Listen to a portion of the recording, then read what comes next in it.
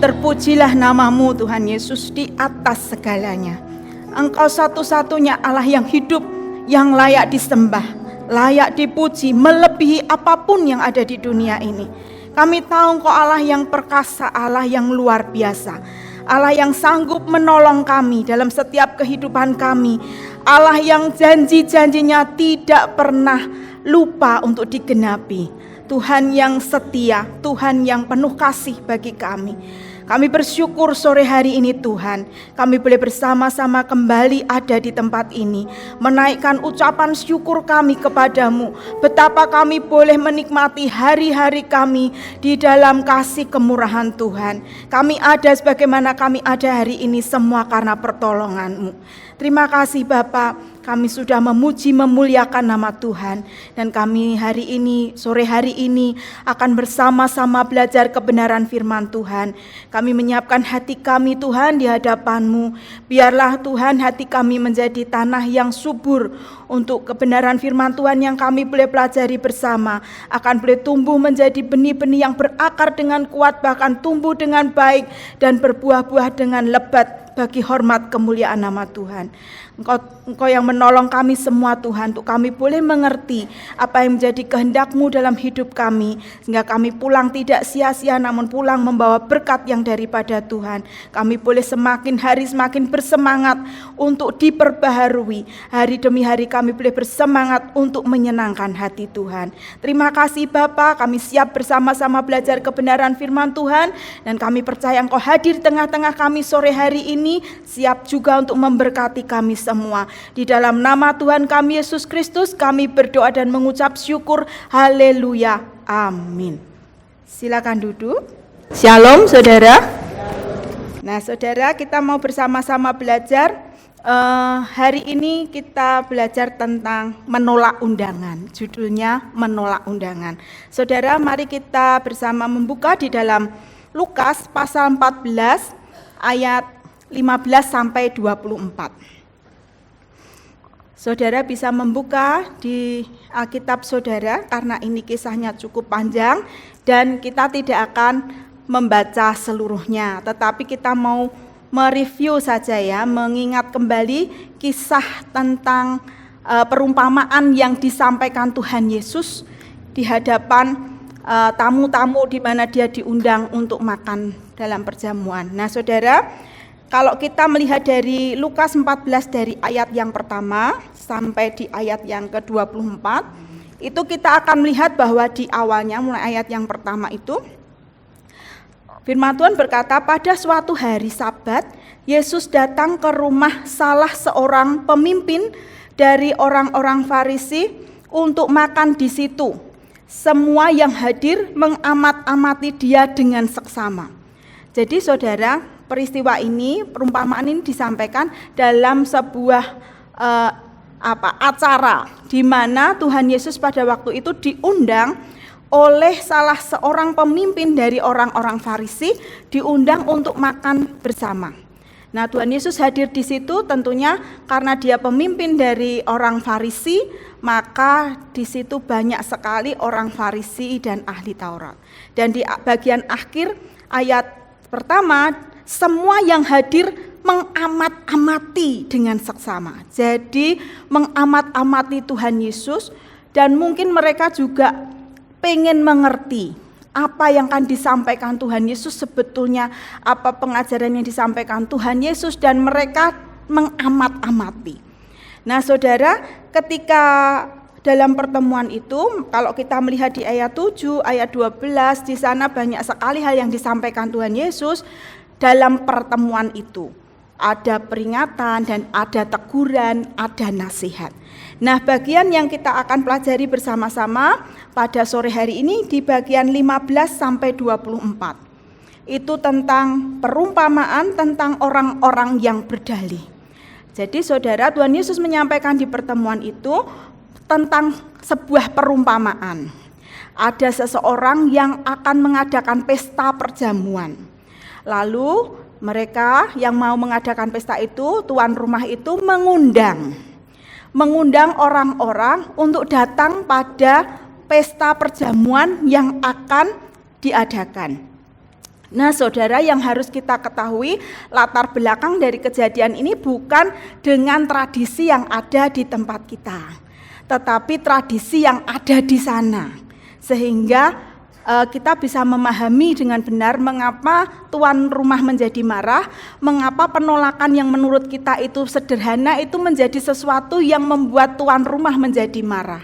Nah, saudara, di kebiasaan yang terjadi pada zaman itu, di adat yang ada di sana, yang di dalam kisah Alkitab ini, latar belakangnya adalah ketika seorang akan mengadakan perjamuan besar, pesta, maka dia akan mengundang dulu orang-orang yang akan datang pada pesta itu.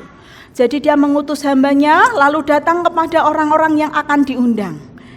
Kalau seperti di tempat kita mungkin kalau kita mau punya gawe, kita jauh-jauh hari memberitahu kepada orang-orang yang terdekat. Misalkan, oh besok saya bulan ini mau ada kerja, mau ada pesta begitu. Tetapi mungkin jamnya belum ketemu karena kita baru rencana saja. Nah, itu disampaikan, saya mau mengadakan pesta, apakah kamu bisa hadir? Kira-kira begitu. Waktunya mungkin tanggal bulannya sudah ada tapi jamnya yang belum. Nah, demikian juga ketika pesta itu mau diadakan, tuan rumah itu mau menyampaikan mengadakan pesta, maka dia mengutus hamba-hambanya itu datang kepada undangan yang akan hadir, yang diundang nanti di dalam pesta itu. Nah, ketika undangan itu disampaikan yang pertama, maka orang yang diundang kalau tidak mau datang dia bisa menolak pada waktu undangan tadi. Oh, misalkan saya sama Om Yo, saya besok bulan Mei mau ada acara. Ini pasti ya Bu ya. Maafkan ini menyebut bulan saja. Nah, mau ada acara bisa datang tidak? Kalau Om Yo bilang enggak bisa, Mbak Ani, saya enggak mau datang. Ya berarti dia enggak akan datang. Tetapi ketika saya datang kepada seseorang teman saya lalu berkata, aku mau ada acara, bisakah datang? Lalu mereka berkata, yang saya undang, datang, saya mau datang. Berarti itu yang dipegang oleh yang punya pesta. Oh, berarti si A bisa datang, menjawab undangan itu. Nah, ketika sudah mengerti, oh yang diundang bisa semua, baru tuan rumah itu mengadakan persiapan yang panjang. Persiapan yang dipersiapkan sungguh-sungguh dan waktunya itu tidak singkat. Sebab dia akan mengadakan perjamuan, dia mempersiapkan segala sesuatunya, entah itu makanannya, entah itu tempatnya, sama seperti ketika kita punya kerja di tempat kita. Semua dipersiapkan. Nah, ketika waktunya sudah dekat, sudah sampai pesta bisa siap dimulai, maka si tuan rumah ini mengutus lagi hamba-hambanya datang kepada orang-orang yang pertama diundang tadi, saudara.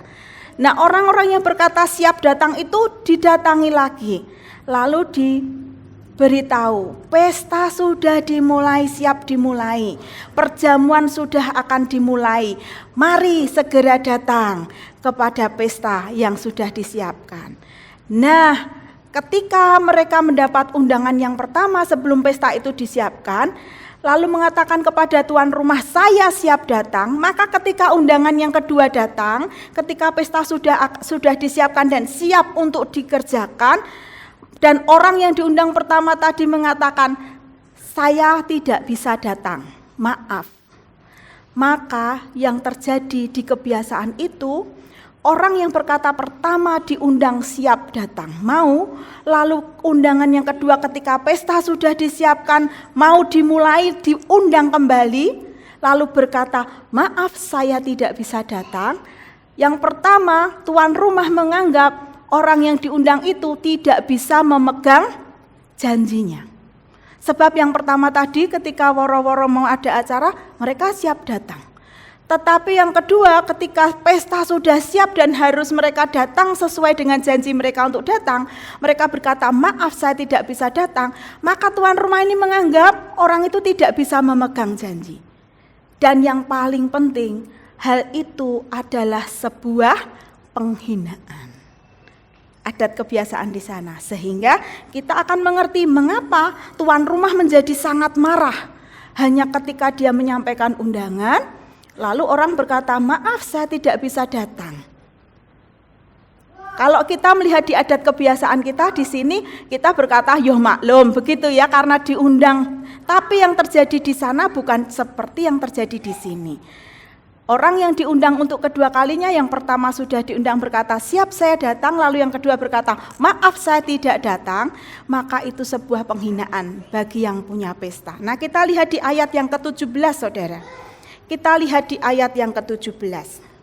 Kalau di dalam bahasa Indonesia, kita tidak akan mengetahui undangan itu untuk orang yang bagaimana.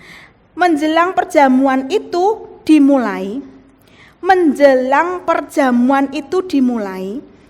ia menyuruh hambanya mengatakan kepada para undangan. Di situ hanya ditulis mengatakan kepada para undangan. Tetapi di dalam terjemahan yang lain, di dalam terjemahan dari King James Version, di situ ditulis to them that were bidden, yang artinya kepada mereka yang telah diundang. Yang pertama tadi yang diberitahu dan siap datang. Lalu dari NIV, those who had been invited, mereka yang telah diundang. Jadi orang yang sama yang diberitahu mau ada pesta, dan yang kedua diberitahu lagi pesta sudah siap, ayo datang itu. Sehingga kebiasaan pada masa itu dianggap itu menghina. Karena orang yang sama tadinya bilang iya, sekarang tidak datang. Nah, saudara, kalau kita melihat perumpamaan ini pada mulanya itu hanya diterapkan. Jadi perumpamaan ini diterapkan kepada bangsa Israel yang tidak mau menerima Injil.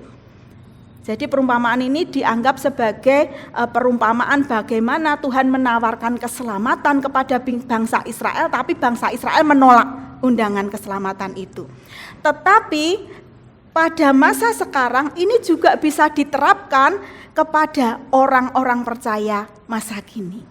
Bagaimana bisa diterapkan pada kehidupan kita sebagai orang percaya pada masa ini? Mari kita melihat bersama-sama.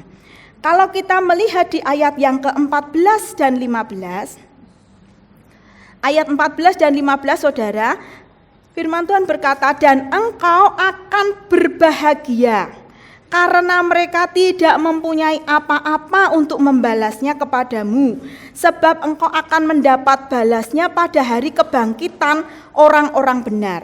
Di ayat yang ke-15, mendengar itu berkatalah seorang dari tamu-tamu itu kepada Yesus, "Berbahagialah orang yang akan dijamu dalam kerajaan Allah." Jadi pokok perumpamaan ini sebetulnya adalah menggambarkan tentang bagaimana pada pesta yang sudah disiapkan Tuhan pada hari kebangkitan dalam kemuliaan surgawi bagi kita, orang-orang yang sudah diundang menerima keselamatan daripada Tuhan.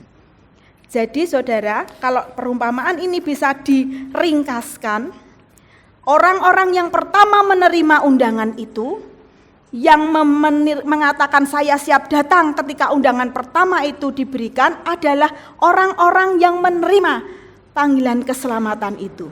Ya, saya terima undangannya. Saya terima keselamatan yang ditawarkan. Lalu sambil berjalannya waktu, tuan rumah menyediakan pesta perjamuan. Pada waktunya nanti, orang yang menerima keselamatan tadi akan diundang bersama-sama pada perayaan pesta di kerajaan Allah. Saudara menangkap janji itu dalam hidup saudara? Amin.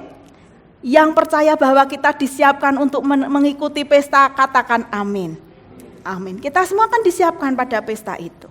Yang menjadi masalah saudara, ketika undangan kedua disampaikan, mari, pesta sudah siap. Ada lagu pesta, suara trompet telah terdengar, pesta segera dimulai. Nah, pestanya sudah siap nih. Pesta untuk kita yang menerima keselamatan itu. Tetapi jawaban kita orang percaya kadang-kadang sama seperti yang dikerjakan orang-orang undangan dalam perumpamaan ini. Di ayat yang 18 kita bisa melihat orang yang pertama memberi alasan, "Aku telah membeli ladang, aku harus pergi melihatnya, aku minta dimaafkan."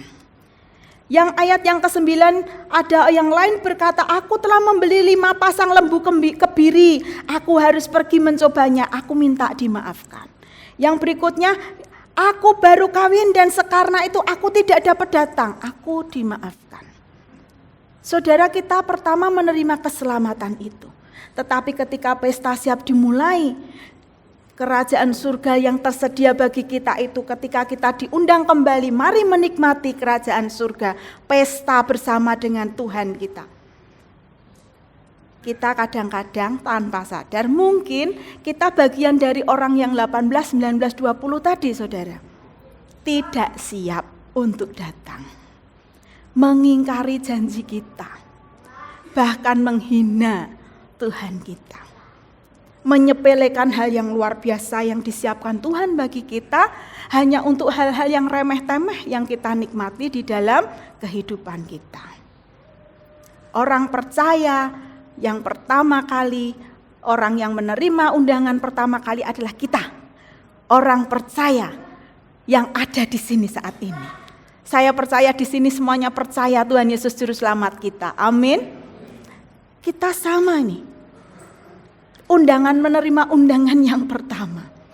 Tapi siapkah kita ketika kita menerima undangan yang kedua? Apakah kita bisa berkata, ya aku berangkat, atau maaf ya saya tidak bisa datang. Hal itu terjadi ketika kita yang menerima undangan yang pertama dengan antusias itu, berjalannya waktu lama-lama menjadi dingin saudara. Dalam kehidupan kita ketika kita pertama menerima Tuhan Yesus sebagai Tuhan dan Juru Selamat, kita menggebu-gebu, bersemangat menerima undangan itu, bahkan menanti-nantikan dengan tidak sabar. Melakukan segala sesuatu persiapan yang luar biasa supaya kita bisa datang ke pesta yang disiapkan oleh tuan rumah yang mengundang kita. Tapi ketika lama kabar kok enggak datang-datang ya undangan yang kedua, kita mulai terlena. Kita mulai menjadi dingin. Di dalam Wahyu 2 ayat yang ke-5, kita diingatkan, janganlah kamu kehilangan kasih mula-mula. Dan Tuhan berkata dalam firman itu, bertobatlah, kamu sudah jatuh terlalu dalam. Saudara, kehilangan kasih mula-mula itu membuat hidup kita menjadi dingin. Semangat kasih kita, pengharapan kita kepada tuan rumah yang mau mengundang kita itu menjadi tidak sehangat dulu lagi. Mungkin aktivitas yang kita lakukan sama, tetapi rasanya sudah beda, saudara. Rasanya sudah beda. Nah, saudara, perumpamaan ini menunjukkan kepada kita bahwa itu relevan untuk kita saat ini. Bisa masuk dalam kehidupan kita, menjadikan peringatan bagi kita orang percaya saat ini.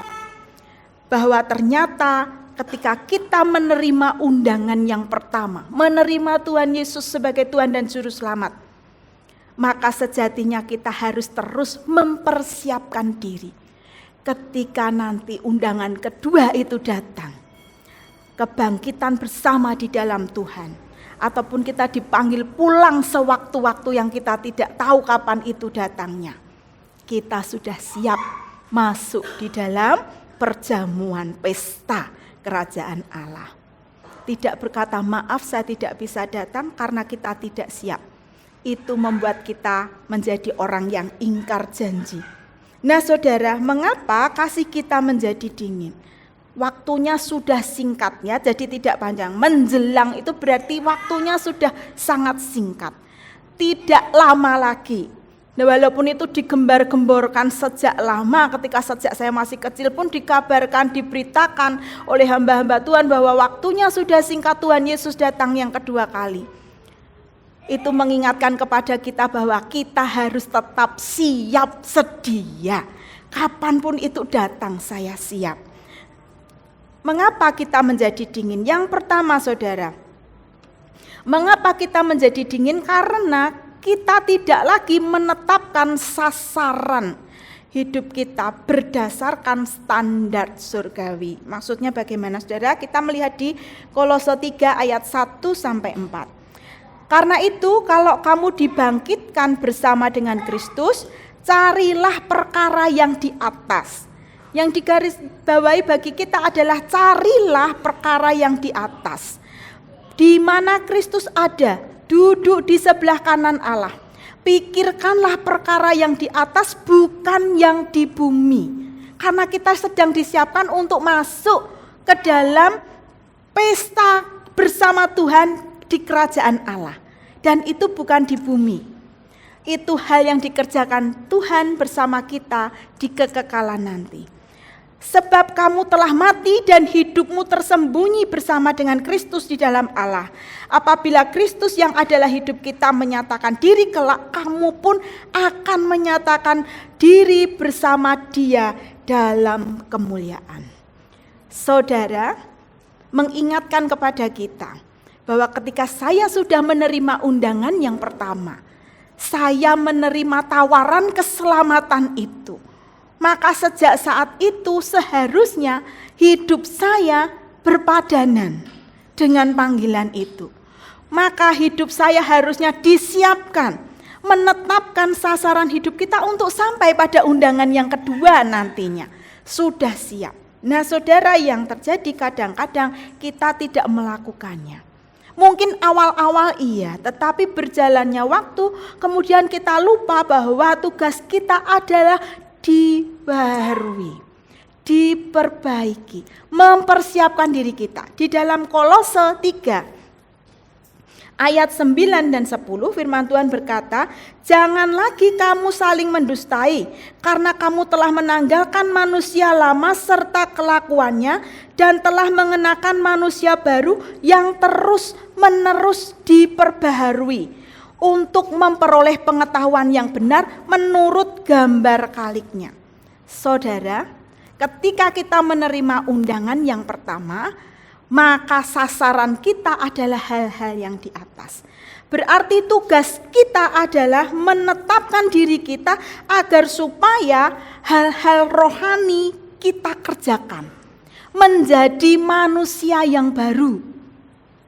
Saudara, perumpamaan yang sama kita kalau melihat hampir sama, cuman temanya saja yang agak berbeda, ada di Matius 22 ayat 1 sampai 10.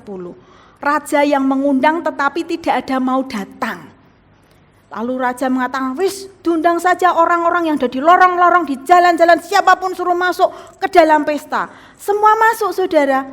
Tetapi ketika raja itu berkeliling dan didapatinya ada seorang yang tidak berpakaian pesta, maka orang itu dilemparkan keluar. Berarti saudara, ketika kita mengatakan saya siap datang, nanti ketika undangan yang kedua datang, maka kita juga harus mempersiapkan pakaian pesta kita. Bukan hal-hal yang ada di dunia ini saudara, tetapi hal-hal yang nanti berkenan di kerajaan surga. Dinilai pantas untuk hadir bersama di dalam perayaan kerajaan Allah. Itu yang harus kita lakukan ketika kita menerima panggilan undangan yang pertama. Menantikan undangan yang kedua. Nah saudara, apalagi yang harus kita kerjakan? Mengapa kita menjadi dingin? Karena yang pertama kita tidak lagi menetapkan hidup kita dengan standar surgawi. Yang kedua, kita lupa untuk tidak mengenakan sifat Kristus. Di dalam Kolose saudara, kalau saudara membaca di dalam kitab Kolose pasal 3 ayat yang ke-12 saudara. Kolose pasal 3 ayat yang ke-12 sampai yang ke-15, di situ disampaikan apa saja yang bisa kita kerjakan dalam hidup, yang kita kenakan dalam hidup kita. Karena itu sebagai orang pilihan Allah yang dikuduskan dan dikasihinya, kenakanlah belas kasihan, kemurahan, kerendahan hati, kelemah lembutan dan kesabaran. Sabarlah kamu seorang terhadap yang lain, ampunilah seorang akan yang lain apabila yang seorang menaruh dendam terhadap orang lain. Sama seperti Tuhan telah mengampuni kamu, kamu perbuat jugalah demikian. Dan di atas semuanya itu kenakanlah kasih sebagai pengikat yang mempersatukan dan menyempurnakan. Hendaklah damai sejahtera Kristus memerintah dalam hatimu, karena untuk itulah kamu telah dipanggil menjadi satu tubuh, dan bersyukurlah. Ayat 16-17, hendaklah perkataan Kristus diam dengan segala kekayaannya di antara kamu, sehingga kamu dengan segala hikmat mengajar dan menegur seorang akan yang lain, dan sambil menyanyikan mazmur dan puji-pujian dan nyanyian rohani, kamu mengucap syukur kepada Allah di dalam hatimu.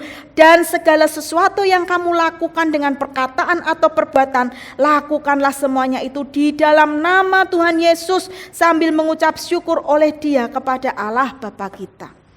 Saudara, mengenakan sifat Kristus. Apa yang disebutkan di situ adalah bagian dari sifat Kristus yang kita tahu, yang kita kenal, yang kita mengerti, yang kita terima ketika kita menerima undangan yang pertama tadi.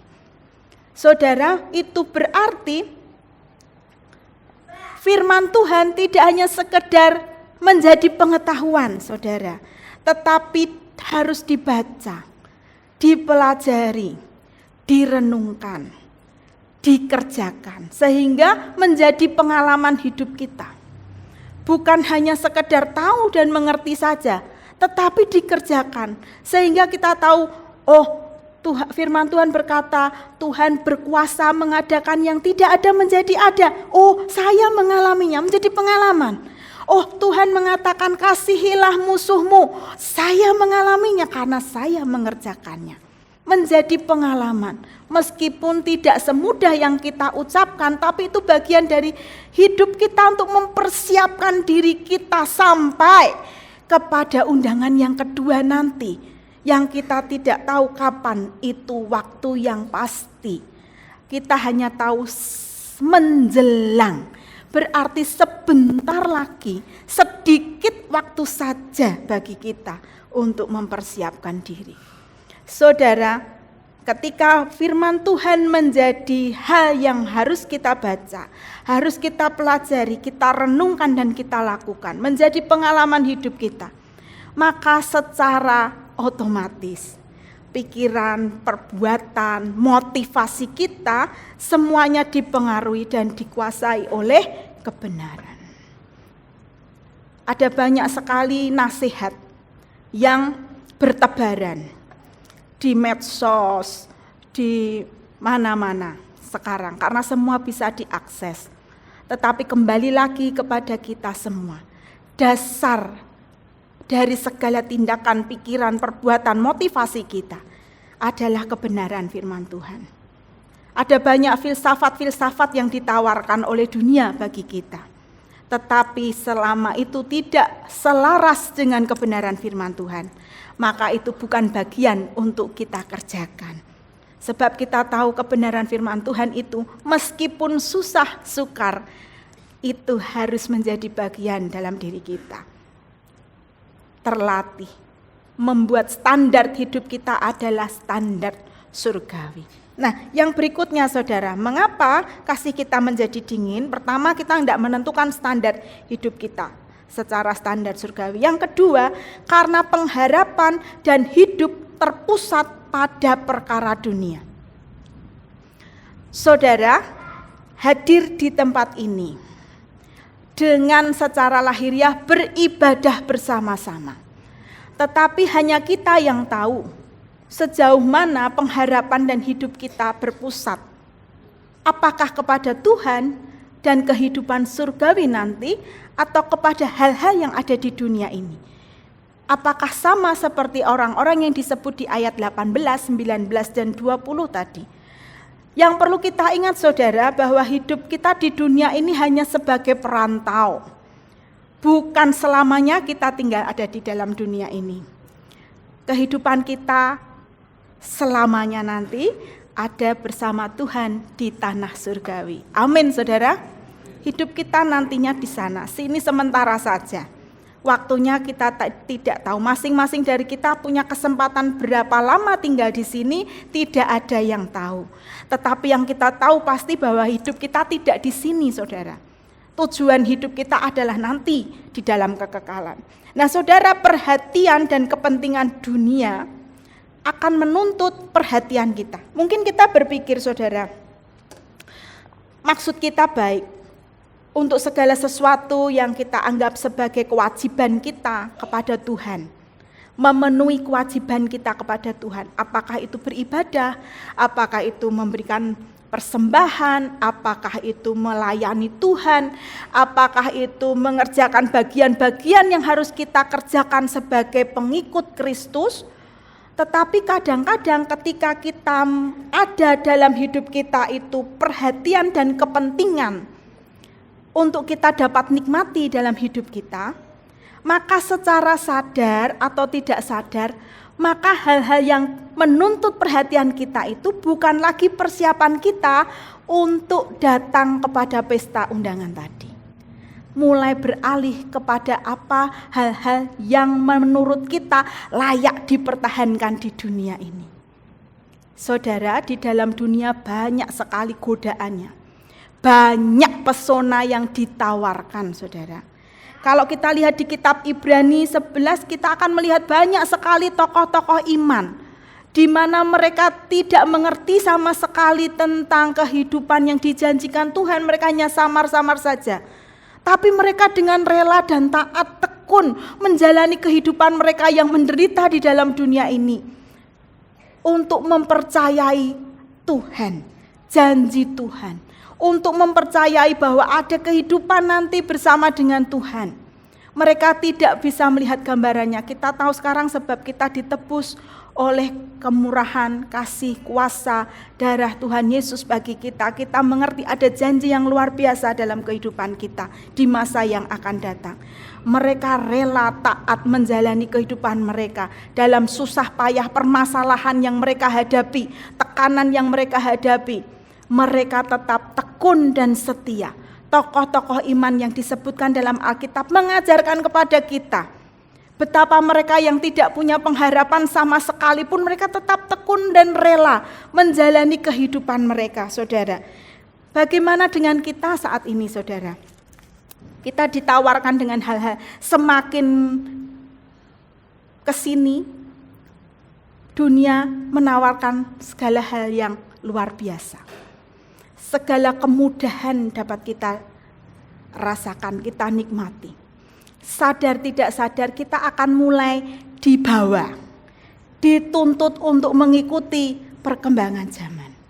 Tetapi mari kita mulai waspada, saudara, bahwa tidak semua yang ada di dalam dunia ini menjadi bagian kita untuk kita kerjakan, menjadi bagian kita untuk kita nikmati. Menjadi bagian kita untuk kita anut sebagai sesuatu yang menjadi gaya hidup kita.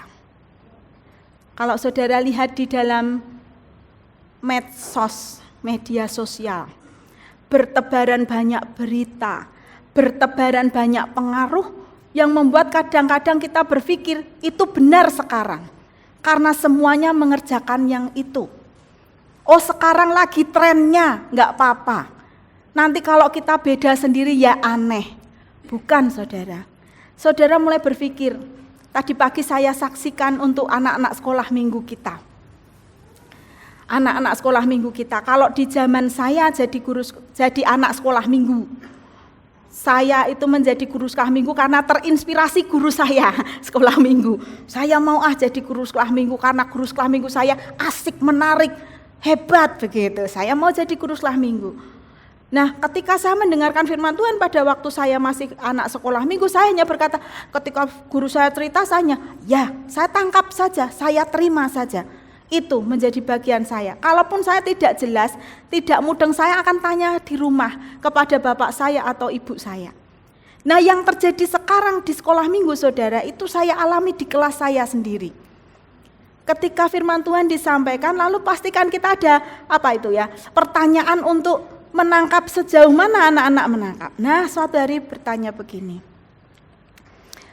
Pelajaran yang kita pelajari hari itu, jangan menjadi serupa dengan dunia ini.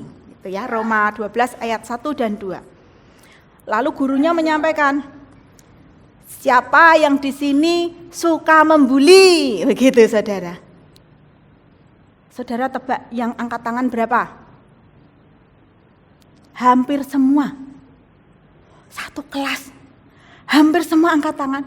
Kami begini, toleh. Ini anak sekolah minggu loh ini. Hampir semua angkat tangan. Lalu kami bertanya, kok bisa semua angkat tangan? Lalu gurunya bertanya, bukan saya yang mengajar waktu itu. Loh, kok suka membuli? Anak sekolah minggu kok suka membuli? Jawabannya apa saudara? Kalau enggak membuli, saya dibuli. Kalau mereka enggak membuli, saya yang dibuli. Saya enggak mau dibuli, makanya saya bully duluan. Begitu saudara. Itu bagian PR kita. Mereka melihat apa yang di luar dunia tawarkan. Dan mereka menganggap itu benar. Padahal firman Tuhan berkata, tidak benar. Lalu ketika saya tanya lagi, loh, anaknya sudah pukul kamu belum? Sebelum mukul, tak pukul dulu loh, malah dia yang dului saudara. Jadi dia duluan, loh ternyata dia duluan yang membuli. Loh kok bisa begitu? Lalu, kalau saya dibuli ya saya balas. Lalu ada temannya berkata, loh dibuli kok balas? Kan firman Tuhan bilang, kalau ditampar pipi kiri berikan pipi kanan, penak saudara. Dia membuli temannya enggak boleh balas. Alasannya firman Tuhan. Firman Tuhannya mana? Ditampar pipi kiri berikan pipi kanan. Lalu waduh konsepnya salah. Saya bilang konsepnya salah ini. Bukan begitu maksudnya. Saya bertanya, kalau kamu bully salah enggak? Menurut firman Tuhan salah enggak? Salah. Ya tahu kalau salah saudara. Lah kok temanmu suruh manut firman Tuhan yang kamu enggak? Saya bilang begitu. Enggak boleh balas itu kan berarti dia harus menjalankan firman Tuhan tapi dia bebas tidak menurut firman Tuhan. Saudara, ini PR saudara buat kita. Anak-anak generasi Alpha yang mengajar generasi Z. Saya percaya mereka dengan kemurahan Tuhan bisa ya. Kita semua PR-nya ada buat kita semua yang di guru sekolah minggu maupun yang di rumah. Generasi yang sekarang ini godaan dunianya semakin luar biasa. Orang yang dewasa saja mudah terpengaruh, apalagi anak-anak saudara. Nah bagaimana kita harus mempersiapkan diri kita di tengah gencarnya pesona dunia, di tengah gencarnya segala sesuatu yang masuk di dalam hidup kita, segala sesuatu yang relatif tadi saudara. Hari ini benar, besok belum tentu benar. Hari ini ya, belum tentu besok iya. Firman Tuhan itu sekarang sampai selamanya, ya dan amin. Tidak berubah. Yang dulunya perintah, hari ini tetap perintah. Yang dulunya larangan, hari ini tetap larangan. Maka standar kita bukan lagi standar yang ada di dunia. Hidup kita sementara saja saudara di dunia. Semakin kita terpesona oleh hal-hal yang membuat kita terlena untuk segala tuntutan yang kita anggap itu kita layak pertahankan.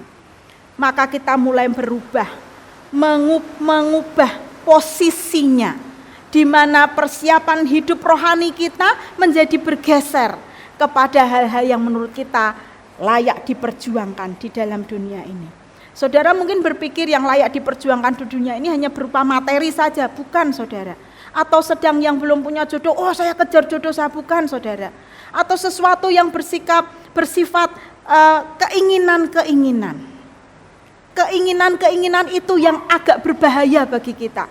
Kitab Yakobus 1 ayat 14-15 firman Tuhan berkata, tiap-tiap orang dicobai oleh keinginannya sendiri. Karena ia diseret dan dipikat olehnya, dan apabila keinginan itu telah dibuai, ia melakukan dosa, dan apabila dosa itu sudah matang, ia melahirkan maut. Saudara, dimulai dari apa saudara? Keinginan. Hati-hati dengan keinginan kita. Dari keinginan itu berubah menjadi sesuatu yang membawa kita tidak mempersiapkan diri kita untuk datang kepada undangan yang kedua. Hanya keinginan. Keinginan yang tidak berstandar rohani, surgawi, keinginan yang ada di dunia ini. Nah, mari berhati-hati saudara. Apakah kita masih menggunakan kebebasan itu, hidup kita di dalam Tuhan untuk hal-hal yang mempersiapkan diri kita atau kita mulai bergeser. Kebebasan kita mulai menjadi batu sandungan bagi orang lain. Kebebasan kita mulai kita gunakan semena-mena, semau kita hanya untuk memuaskan apa yang menjadi keinginan kita, yang justru membuat kita jauh dari persiapan kita untuk mencapai undangan yang kedua tadi. Kita tidak tahu kapan itu datang undangan yang kedua, saudara. Hanya kita tahu waktunya sudah singkat saja. Mari kita lihat ilustrasi yang berikut. Yang ini, saudara, adalah pasir. Anggaplah di sini keluar pasir, saudara, ya, karena di sini tidak nampak. Ada toples, ada batu, ada kerikil dan ada pasir. Saya percaya saudara sudah sering mendengar ilustrasi ini, membaca di internet atau membaca di buku. Nah, atau menyaksikan di media sosial sering dibagi. Saudara, anggaplah toples itu adalah hidup kita, waktu yang masih kita punya, waktu yang kita miliki. Kita tidak tahu kapan selesainya, kapan kita bersama-sama datang ke surga dalam kebangkitan bersama Tuhan Yesus, ataupun ketika kita dipanggil satu persatu menghadap Tuhan pulang ke rumahnya. Saudara, ada batu, ada kerikil, ada pasir. Kalau saudara dihadapkan pada hal ini, kira-kira kalau saudara membuat toples itu harus penuh dan semuanya masuk, apa yang harus kita masukkan terlebih dahulu? Siapa yang setuju kerikil? Atau ada yang lain pasirnya dimasukkan dulu? Tadi pagi ada yang menganggap pasirnya harus dimasukkan. Siapa yang setuju batu yang kita masukkan dulu? Ya, batu kita masukkan dulu. Mengapa batu kita masukkan dulu? Sebab ketika kita memasukkan hal yang lain terlebih dahulu, yang terjadi adalah demikian, saudara. Yang terjadi adalah harusnya demikian sehingga masuk semuanya. Tetapi ketika kita meletakkan pasir, kerikil, baru batu-batu yang besar, maka yang terjadi tidak akan muat ini. Batasnya hanya di sini. Ini berarti tidak masuk di dalamnya. Saudara, kalau kita kembali kepada gambar yang tadi, waktu kita di dunia adalah ini. Batu adalah gambaran hal-hal yang prioritas bagi kita. Apakah itu masa depan anak-anak, apakah itu keluarga kita, apakah itu pekerjaan kita. Banyak sekali yang menjadi prioritas dalam hidup kita. Lalu yang kerikil adalah hal-hal yang melengkapi prioritas tadi. Mungkin kita harus punya rumah untuk keluarga kita, kita harus punya fasilitas yang lain untuk masa depan anak kita harus punya hal-hal yang bisa memperlengkapi itu, memperlengkapi yang prioritas tadi. Lalu kerikil, pasir. Pasir di sini disebutnya leisure, sesuatu yang menyenangkan, yang menghabiskan banyak waktu, yang menyenangkan kita saja, yang hanya sekedar hura-hura menghabiskan waktu.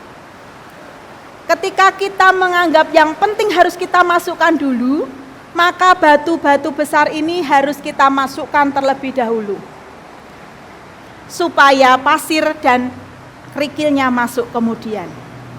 Nah, yang menjadi pertanyaan, saudara, mempersiapkan hidup kita untuk masuk dalam perjamuan dalam kerajaan Allah. Kita sudah diundang undangan yang pertama. Kita sedang menunggu, bersiap-siap untuk masuk dalam undangan yang kedua. Pesta sudah siap, ayo datang. Mempersiapkan hidup kita untuk masuk dalam perjamuan dalam kerajaan Allah. Bagi kita, bagi saudara dan saya. Apakah itu batu? Apakah itu kerikil? Atau pasir? Saudara yang menjawab di dalam hati, selama saya hidup di dunia ini menjadi orang percaya, mempersiapkan diri masuk dalam kerajaan surga, itu batukah bagi saya? Atau kerikilkah? Atau pasirkah? Saudara, kadang-kadang kita nggak sadar, wah ya enggak apa-apalah, mumpung masih ada waktu nih, saya nikmati yang lebih banyak, leisure-nya dulu kita masukkan.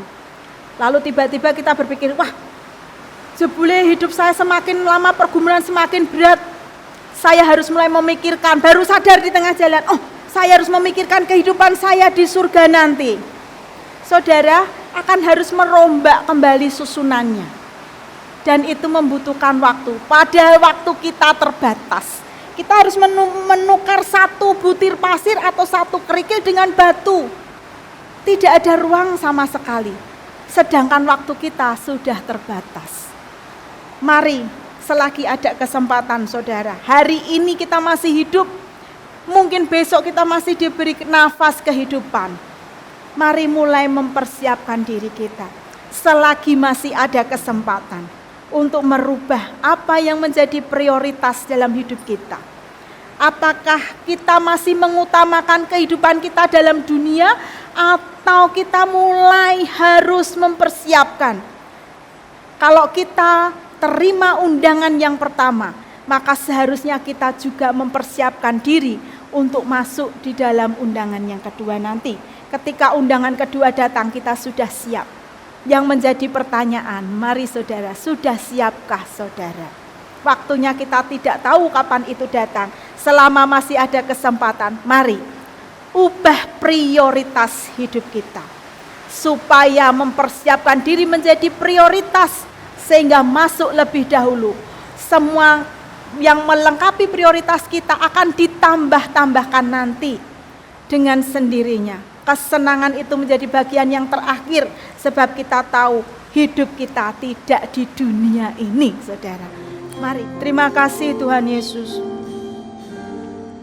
untuk kebenaran firman Tuhan yang boleh kami pelajari pada sore hari ini. Tuhan Yesus, biarlah kami memandang bahwa perjamuan pesta yang Tuhan siapkan bagi kami adalah sukacita yang besar untuk kami, bukan sebagai suatu beban yang membuat kami harus menghindarinya. Selama ini kami boleh memandang, melihat bahwa apa yang Tuhan kerjakan bagi kami adalah luar biasa. Ketika Tuhan menyelamatkan kami, maka saat itu kami menjadi tamu undangan di pesta kerajaan surga nanti. Kami ada bersama-sama dengan Tuhan, menikmati kemuliaan surgawi yang Tuhan sudah siapkan bagi kami. Ajar kami Tuhan untuk boleh melihat pengharapan yang besar itu dalam hidup kami. Tolong kami untuk kami boleh mengenal Engkau lebih lagi, sehingga kami tidak menyia-nyiakan semua kesempatan yang Tuhan beri dalam hidup kami. Ajar kami untuk kembali memprioritaskan hal-hal yang kehidupan surgawi dibandingkan dengan apa yang ada di dunia ini, Bapa. Sebab sukacita kami sesungguhnya adalah ketika kami boleh sampai kepada kekekalan nanti, menikmati kerajaan surga bersama dengan Engkau.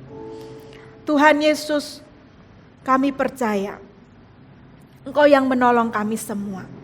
Kalau saat ini Tuhan, dalam setiap kehidupan kami, di masa kami hidup dalam dunia ini, ada banyak pergumulan yang harus kami hadapi, sehingga kami mulai mengubah prioritas hidup kami.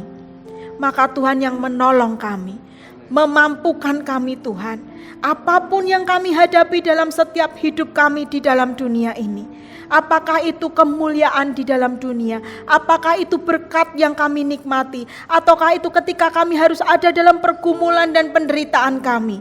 Biarlah kami boleh tetap berpegang teguh kepada janji-janji Tuhan, sehingga kami boleh menyiapkan diri kami Tuhan.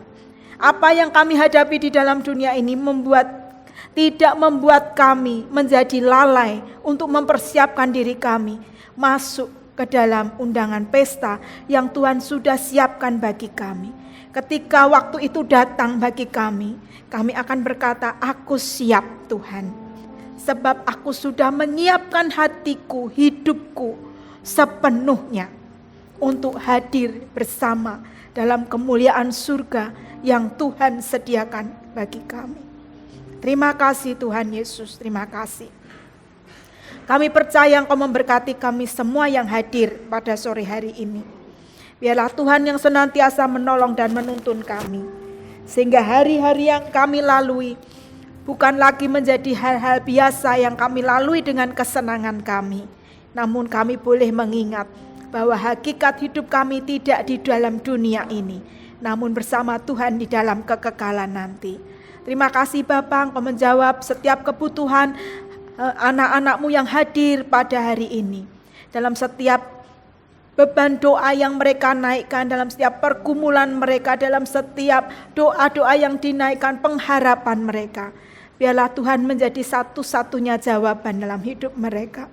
Memberikan kekuatan pengharapan yang baru, sehingga kami boleh semakin hari semakin disegarkan oleh kebenaran firman Tuhan, oleh kasih kemurahan Tuhan, oleh pengharapan yang terus kami bangun di dalam Engkau. Kami tahu Tuhan tidak pernah meninggalkan kami dan kami kuat bersama di dalam Engkau. Terima kasih Tuhan Yesus, terima kasih. Kami naikkan segala pujian, ucapan syukur kami hanya di dalam nama Tuhan kami, Yesus Kristus. Haleluya. Amin.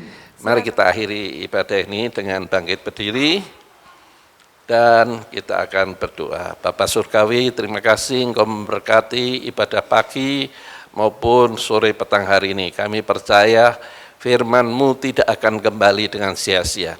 Karena firman-Mu jatuh di dalam tanah hati kami yang subur, yang merespon, yang haus akan firman, seperti rusa yang merindukan air. Demikian jiwa kami yang merindukan firman-Mu.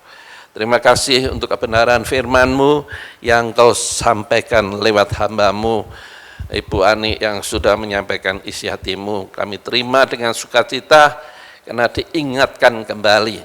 Prioritas hidup kami sesungguhnya adalah mencari apa yang menjadi kehendak Allah dalam hidup kami.